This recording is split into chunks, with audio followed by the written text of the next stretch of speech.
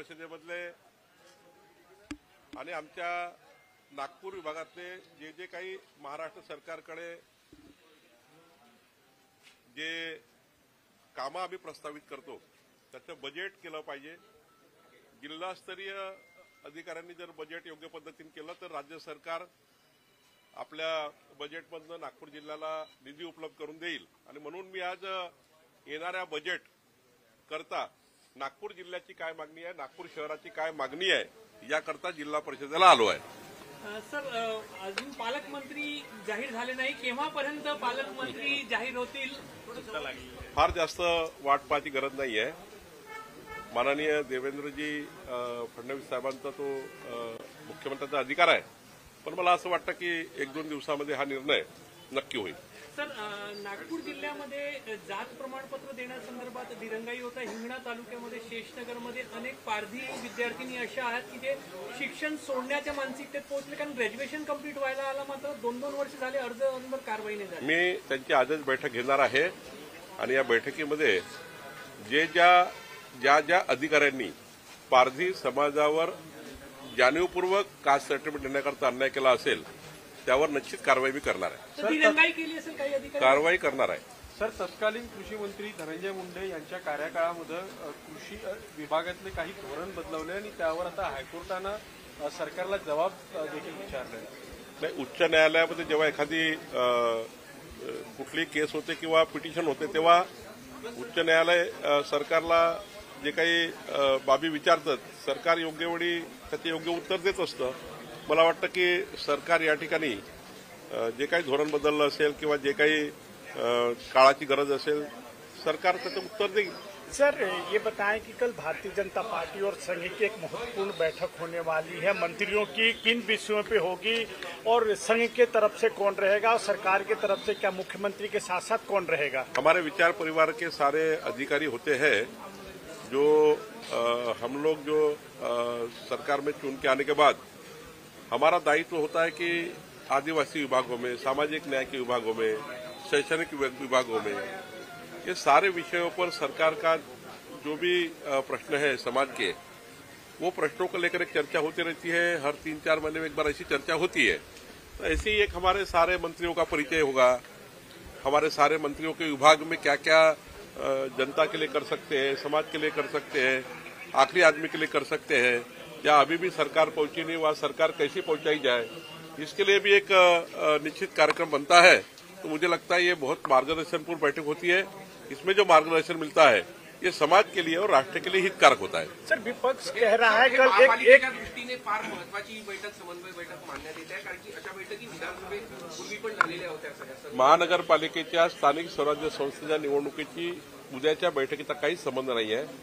सरकार आल्यानंतर आमच्या मंत्र्याचा परिचय, त्या ठिकाणी पुढचे आम्ही जो मॅन्युफॅक्चर दिला होता, जाहीरनामा दिला होता, त्या जाहीरनामाबद्दलचा काय टाईमलाईन आहे, काय कार्यक्रम आहे आमचे, ही सारी चर्चा होतं आणि शेवटी या चर्चेचा अर्थ एकच आहे की आम्ही जी जनतेला वचन दिलं आहे ते वचनपूर्ती कशी करावी, लवकरात लवकर व्हावी याकरता थोडी चर्चा होतं। काही आदिवासी भागातले प्रश्न आहेत, सामाजिक न्यायाचे प्रश्न आहेत, याच्यावर चर्चा होतं। मला वाटतं ही बैठक समाजाकरता आहे, आपल्या महाराष्ट्राला विकसित महाराष्ट्र करण्याच्या दृष्टीने महत्वाची आहे। सर, एक सैफ अली पे जो हमला हुआ है, विपक्ष का ऐसा कहना है कि मुंबई सुरक्षित नहीं है, यहाँ तक कि जो सेलिब्रिटी है वो भी सुरक्षित नहीं है। त्याच ठिकाणी दुसरा सुद्धा एक हल्ला प्रकारे झाला है। देखिए, कोई घटना को हम लोग जो होती है उसको सीरियसली करते हैं। हमारे देवेंद्र जी ने कल तो कहा है कि इस प्रकार की जब घटना होती है हमारी सरकार कितने जल्दी पहुंची है, हमारे पुलिस कितनी जल्दी पहुंची है, कितनी जल्दी हमने कॉग्निशन लिया है। हमने तो वो जिस प्रकार से हुआ था अंबानी जी के घर के सामने वैसी सरकार हमने देखी है। हम सोचते हैं कि कोई भी घटना को कोई भी घटना से नहीं कंपेयर करना चाहिए, बट महाराष्ट्र में मुंबई सुरक्षित है। जितने भी मेट्रोपॉलिटन सिटी है देश में उसमें मुंबई अधिक सुरक्षित है। मुंबई की पुलिस बहुत अलर्ट है, हमारे महाराष्ट्र पुलिस भी अलर्ट है। ऐसी घटना होने के बाद, घटना जब होती है उसके बाद पुलिस कैसी एक्शन मोड में आती है इसको ज्यादा महत्व है। तो मुझे लगता है हमारे गृह मंत्री, मुख्यमंत्री पूरे एक्शन मोड पे है और पूरी तरह से कारवाई कर रहे हैं। सैफ अली खानच्या हल्ल्या प्रकरणावरून पाकिस्तानच्या एका मंत्र्यांनी हिंदू महासभेवर निशाणा साधलाय, कसं? जातीवादाचं विष पेरण्याकरता या संघटना काम करतात, असे व्यक्ती काम करतात. जातीवाद त्यांच्याकडनं होतो. आम्ही कधी या घटनेला जातीवादी घटना समजली नाही.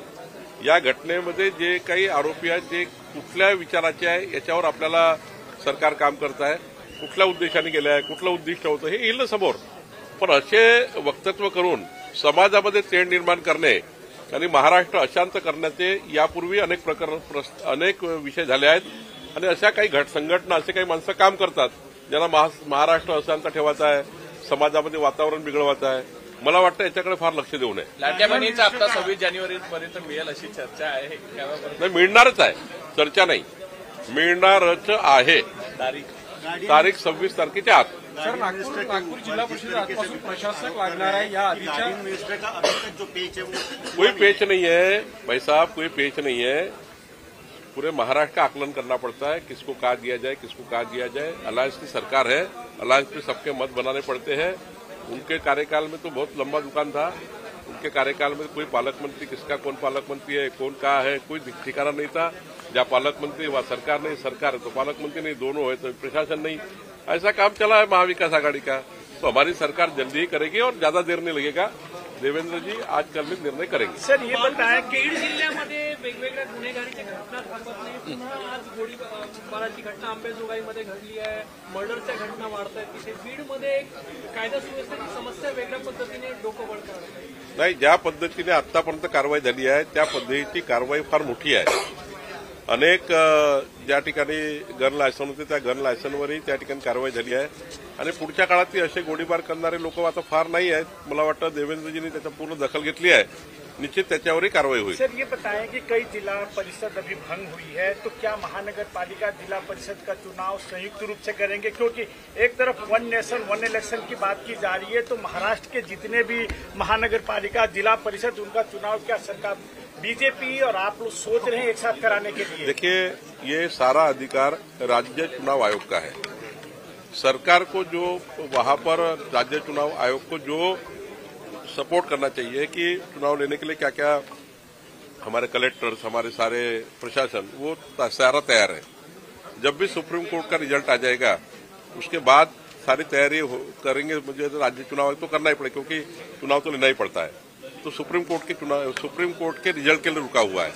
जैसा भी रिजल्ट आता है मुझे लगता है फिर थोड़ा 12वीं की परीक्षा है, 10वीं की परीक्षा है, फिर आपको एक थोड़ी थोड़ी गैप देनी पड़ती है. तीनों नगर पालिका है, महानगर पालिका है, जिला पंचायत है. लेकिन हमारा सबका ये मानना है कि सुप्रीम कोर्ट का जैसा निकाल आ जाएगा तो राज्य चुनाव आयोग जो होगा वो राज्य चुनाव आयोग जल्दी ही थोड़ा इस पर टाइमलाइन में चुनाव करे, ये हमारी उनको विनती रहेगी.